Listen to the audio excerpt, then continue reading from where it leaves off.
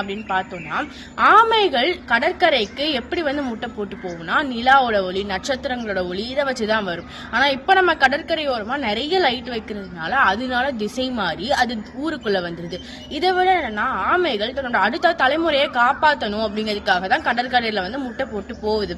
ஆனா நம்ம கடற்கரையில போடுற குப்பைகள்னால அது இறந்து போயிருது. இந்த கடற்கரையில இருக்கிற குப்பைகள்ல உணவு தேடி காகங்கள், நாய்கள் இதெல்லாமே வருது. இதுக்கும் இந்த ஆமைகள் பலியாகுது.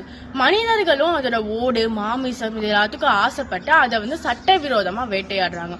இந்த மாதிரி பல விஷயங்கள்னால ஆமைகள் இறந்து போகுது. இப்ப நம்ம தமிழர்கள் ஏன் ஆமைகளை கொண்டாடணும் அப்படின்னா, நம்ம எல்லாம் கடலை ஆட்சி செஞ்சவங்க. சோழ பேரரசு கடலை தானே ஆட்சி செஞ்சாங்க. அவங்க எப்படி கப்பல்ல போவாங்கன்னா, ஆமை போன வழியை பின்பற்றி தான் போவாங்களாம். அப்ப ஆமை நம்மளோட முன்னோடி. சோழ பேரரசை கொண்டாடுற நாம ஆமைகளை அழிக்கலாமா?